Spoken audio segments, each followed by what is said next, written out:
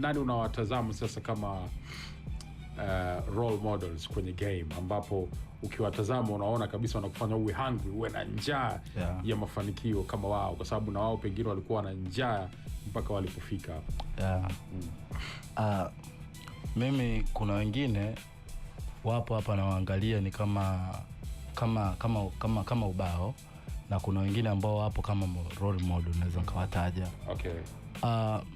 Mimi kwa kibongo inawezekana labda kimwili atuendane nini, lakini kutokana na hustling zake nilivyoziona, mimi kwa kweli mzee wetu ananivutia sana, JB. Yani JB ananivutia sana, na ndo ni mtu ambaye ananipa chachu sana, kwa sababu hata wakati tunatengeneza hii kazi yeye alikuwa nyuma kamera, yeye haja shoot mule.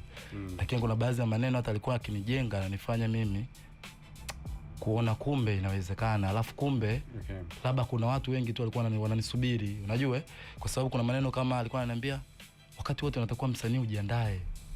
Kujiandaa vipi? Unaweza kukukuta hata upo seti umekaa tu umechina unachezea simu, anakuuliza vipi, mbona usomi script? Nishaisoma kila kitu.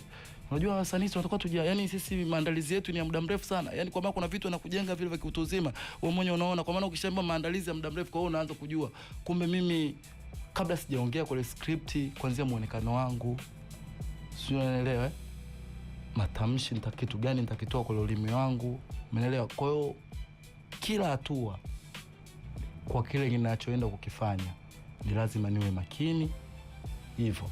Na nikija kwa hawa labda naweza sema wenzangu wamesogea, lakini bado tunatazama kama ndo nasema natazama kama ubao, yupo kama Cholo, yupo msanii kama Nawanda Daki, ukweli yupo kama brother yangu Adamu wanamuita Adamu Habibu Mtambo.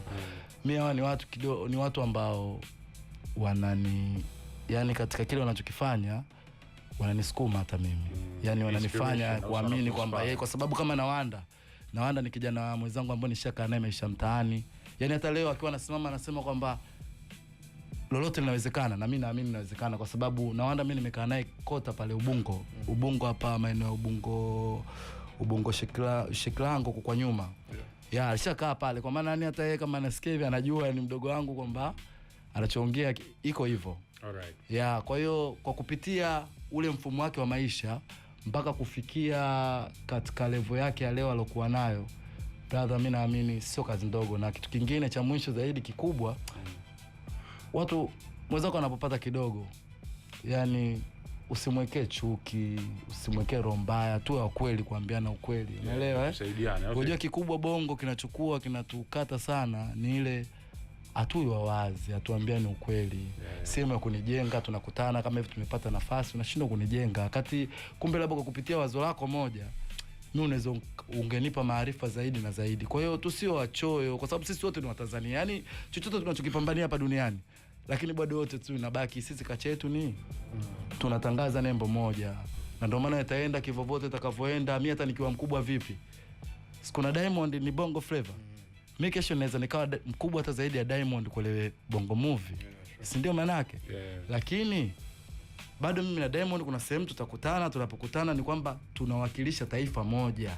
Kwa hiyo tukiwa kwa wenzetu tunawakilisha bendera, hasa kama tunawakilisha bendera moja, sisi tunapaswa kuwa kitu kimoja. Hicho ndio kitu kikubwa sana ambacho mimi na imani tusapotiane. Na tukisapotiana mimi na imani tutafika tu, kwa sababu bongo vipaji viko vingi sana. Wasiwadanganye watu, yani mtaani huko. Watu kama mimi unaweza ukaja ukasema hamna kitu. Yani mtaani kuna madini mengi sana yani. Mtao na madini mengi sana hivyo. Sawa. FM